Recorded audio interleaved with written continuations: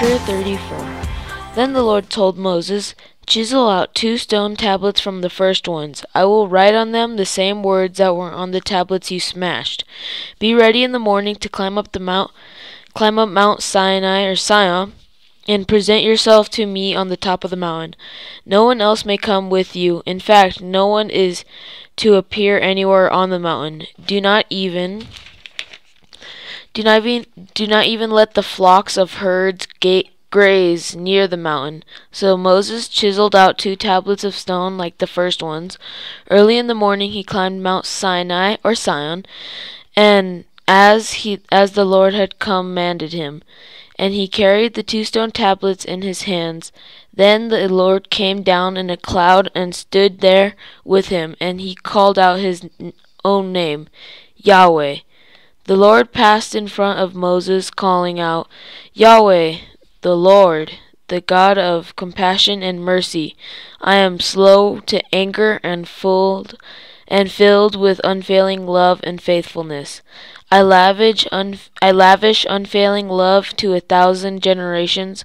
I forgive iniquity, rebellion, and sin, but I do not excuse the guilty. I laid the sins of the parents upon their children and grandchildren. The entire family is affected, even children in the 3rd and 4th generations." Moses immediately threw himself to the ground and worshipped, and he said, "O Lord, if it is true that I have found favor with you, then please travel with us. Yes, this is a stubborn and rebellious people, but please forgive our iniquities and our sin. Claim us as your own special possession." The Lord replied, "Listen, I am making a covenant with you in the presence of all your people. I will perform miracles that have never been performed anywhere in all the earth or in any nation. And all the people around you will see the power of the Lord, the awesome power I will display for you. But listen carefully to everything I command you today. Then I will go ahead of you and drive out the Amorites, Canaanites, Hittites, Perizzites, Hivites, and Jebusites. Be very careful never to make a treaty with the people who live in the land where you are going. If you do, you will follow their evil ways and be trapped. Instead, you must break down their pagan altars, smash their sacred pillars, and cut down their Asherah poles. You must worship no other gods, for the Lord, whose very name is jealous. The Lord, whose very name is jealous, is a God who is jealous about his relationship with you. You must not make a treaty of any kind with the people living in the land. They lust after their gods, offering sacrifices to them. They will invite you to join their sacrificial meals, and you will go with them. Then you will accept their daughters who sacrifice to other gods and as wives for your sons, and they will subdue your sons to commit adultery against me by worshipping other gods. You must not make any gods of molten metal or for yourselves. You must celebrate the festival of unleavened bread for 7 days. The bread you must eat without yeast, or must be made without yeast, just as I commanded you. Celebrate this festival annually at the appointed time in early spring in the month of Abib, for that is the anniversary of your departure from Egypt.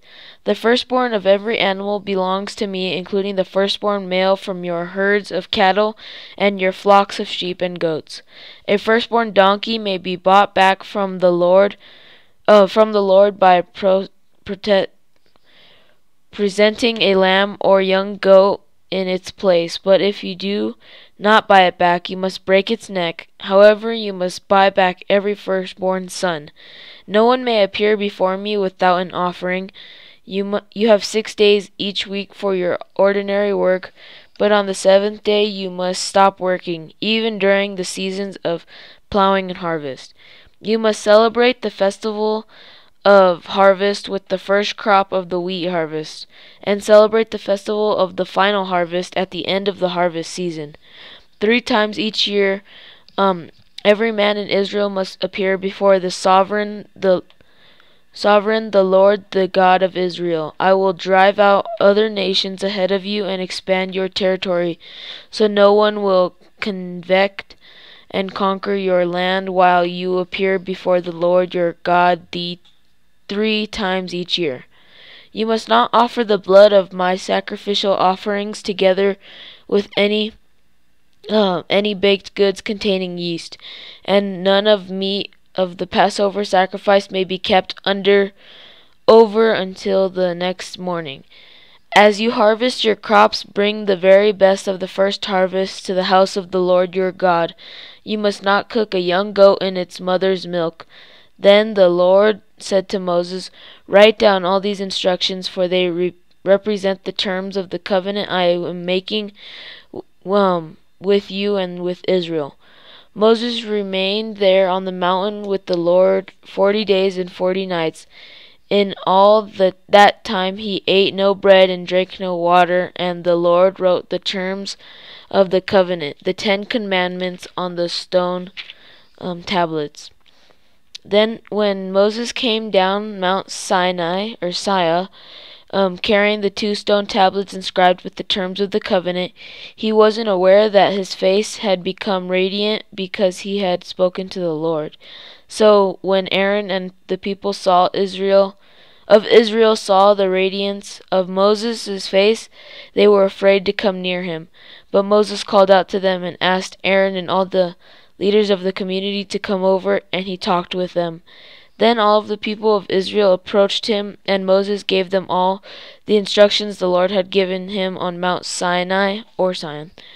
When Moses finished speaking with them, he covered his face with a veil, but whenever he went into the tent of meeting to speak with the Lord, he would remove the veil until he came out again. Then he would give the people whatever instructions the Lord had given him, and the people of Israel would see the radiant glowing on his face. So he would put the veil over his face until he returned to speak with the Lord. Chapter 35. Then Moses called together the whole community of Israel and told them, These are the instructions the Lord had commanded you to follow. You have 6 days each week for your ordinary work, but on the 7th day you must be a Sabbath day of complete rest, a holy day dedicated to the Lord. Anyone who works on that day must be put to death. You must not even light a fire in any of your homes on the Sabbath. Then Moses said to the whole community of Israel, This is what the Lord has commanded. Take a sacred offering for the Lord. Let those with generous hearts present the following gifts to the Lord: gold, silver, and bronze, purple, blue, and scarlet thread, fine linen and goat hair for cloth, tanned ram skins and fine goatskin leather, echidna wood or cedar wood, olive oil for the lamps, spices from the anointing oil, and fragrant incense, onyx stones and other gems to be set in the ephod in the priest's chestplate. Come, all of you who are gifted craftsmen, construct everything that the Lord has commanded. The tabernacle and its sacred tent, its covering, clasps, frames, crossbars, posts, and bases. The ark and its carrying poles, the ark's cover, the place of anointment, the inner curtain to shield the ark, the table, its carrying poles, and all its utensils, the bread of the presence, the bread of the presence, for light, the lampstand and its accessories, the lamp cups, and the olive oil for lighting, the incense altar and its carrying poles, the anointing oil and fragrant incense, the curtain for the entrance of the tabernacle, the altar of burnt offering, the bronze grating of the altar and its carrying poles and utensils, the wash basin and its stand, the curtains for the walls of the courtyard, the posts and their bases, the curtain for the entrance to the courtyard, the tent pegs of the tabernacle and courtyard and their ropes, the beauty-stitched garments for the priests to wear while ministering in the holy place, the sacred garments for Aaron and the priests, and the garments for his sons to wear as they minister as priests. So the whole community of Israel left Moses and returned to their tents. All whose hearts were stirred and whose spirits were moved came and brought their sacred offerings to the Lord. They brought all the materials needed for the tabernacle for the performance of its rituals and for the sacred garments. Both men and women came, all whose hearts were willing. They brought the Lord their offerings of gold, brooches, earrings, rings from their fingers, and necklaces. They presented gold objects of every kind as a special offering to the Lord. All those who owned the following items willingly brought them: blue, purple, and sacred thread, fine linen and goat hair for cloth, and tanned ram skins and fine goat skin leather. And all who had silver and bronze objects gave them as sacred offerings to the Lord. And those who had echidna wood brought it for use in the project. All the women who were skilled in sewing and spinning prepared blue, purple, and scarlet thread and fine linen cloth. All the women who were willing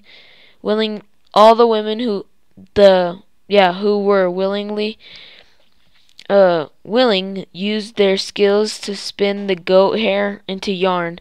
The leaders brought onyx stones and the special gemstones to be set in the ephod and the priests on the priest's chest plate. Sorry, guys. They also brought spices and olive oil for the light, the anointing oil, and the fragrant incense. So the people of Israel, every man and woman who was eager to help in the work the Lord had given them through Moses, brought their gifts and gave them freely to the Lord. Then Moses told the people of Israel, "The Lord has specifically chosen Bezalel, son of Uri, grandson of Hur, of the tribe of Judah. The Lord has filled Bezalel with the Spirit of God, giving him great wisdom, ability, and expertise in all kinds of crafts. He is a master craftsman, expert in working with gold, silver, and bronze. He is skilled in engraving and mounting gemstones and in carrying wood, or carving wood. He is a master at every craft, and the Lord has given both him and Oholab, son of Ahisamach of the tribe of Dan, the ability to teach their skills to others. The Lord has given them special skills as engravers, designers, embroiderers in blue, purple, and scarlet thread, on fine linen cloth, and weavers. They excel as craftsmen and as designers."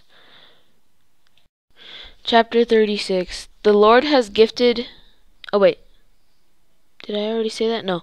The Lord has gifted Bezalel, Oholab, and the other skilled craftsmen with wisdom and ability to perform any task involved in building the sanctuary. Let them construct and furnish the tabernacle just as the Lord has commanded. So Moses summoned Bezalel, Oholiab, and all the others who were especially gifted by the Lord and were eager to get to work. Moses gave them the materials donated by the people of Israel and as sacred offerings for the completion of the sanctuary, but the people continued to bring additional gifts each morning. Finally, the craftsmen who were working on the sanctuary left their work. They went to Moses and reported, "The people have given more than enough materials to complete the job the Lord has commanded us to do." So Moses gave the command, and this message was sent throughout the camp: "Men and women, don't prepare any more gifts for the sanctuary. We have enough." So the people stopped bringing their sacred offerings, and their contributions were more than enough to complete the whole project. The skilled craftsmen made 10 curtains of finely woven linen for the tabernacle. Then Bezalel decorated the curtains with blue, purple, and scarlet thread, and with skillfully embroidered cherubim. All 10 curtains were exactly the same size, 42 feet long and 6 feet wide. 5 of these curtains were joined together to make one long curtain, and the other 5 were joined to make a second long curtain. He made 50 loops of blue yarn and put them along the edge of the last curtain in each set.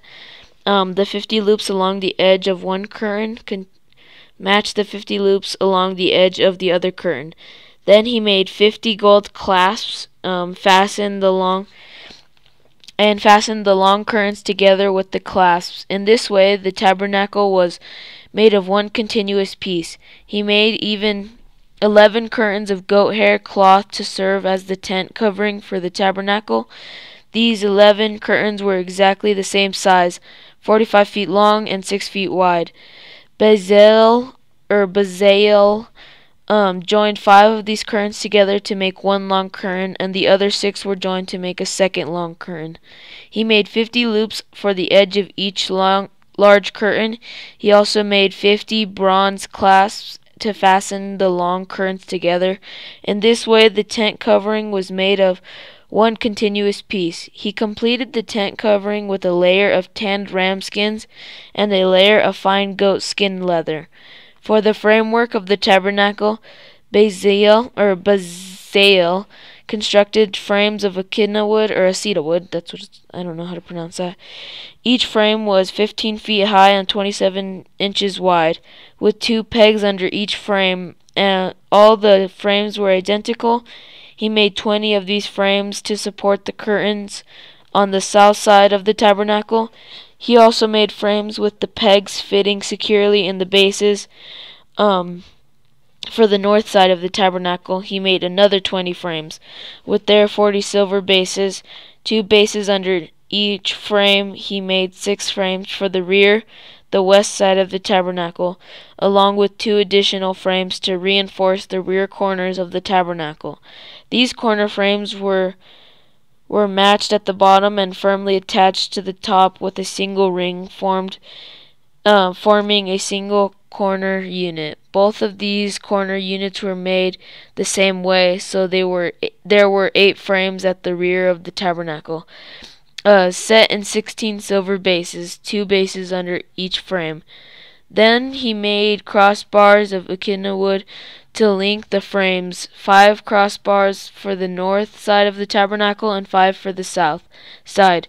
He also made 5 crossbars for the rear of the tabernacle, which faced west. He made the middle crossbar to attach halfway up the frames. It ran all the way from one end of the tabernacle to the other. He overlaid the frames with gold and made gold rings to hold the crossbars. Then he overlaid the crossbars with gold as well. For the inside of the tabernacle, Bezalel made a special curtain of finely woven linen. He decorated it with blue, purple, and scarlet thread, and with skillfully embroidered cherubim for the curtain. He made 4 posts of echidna wood and 4 gold hooks. He overlaid the posts with gold and set them in 4 silver bases. Then he made another curtain for the entrance to the sacred tent. He made it a finely woven linen and embroidered it with exact, I think that's what that's saying, designs using blue, purple, and scarlet thread. This curtain was hung on gold hooks and decorated tops and hooks were overlaid with gold, and the 5 bases were cast from bronze. Okay, guys, so that was basically that was our reading. And to kind of talk about these 3 chapters. So chapter 34 was a lot about just copying the covenant stones as God has commanded. So in 33, the calf was of the gold that the people had made, and sorry, I'm stumbling in my words. Okay, so chapter 33 was yesterday, and in that chapter, all the people made the calves, and they made the calves. Oh no, it wasn't the calves. I don't think. Wait, 33. So in 33, so I don't know. Sorry. I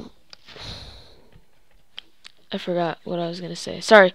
Okay, so I'm gonna restart that. So today, we read was chapter 33, 34, and 35. And 34, 35, and 36. And 34, Moses went back up on Mount Sinai, or Sion, I don't know exactly how to pronounce it, and he talked to God, and he basically copied the Ten Commandments because he broke them earlier in the book, because when he was mad about the gold calf that the people had made. So so once he made the copy, then God told him again, a kind of rerun of what all the terms that they had to follow with all the different holidays. I guess you could call them holidays and things like that. And then in chapter 35, then Moses he went down and he told everybody basically what the Lord had told him. And so he's just kind of giving them the rundown that God had gave him. And then everybody's starting to give gifts.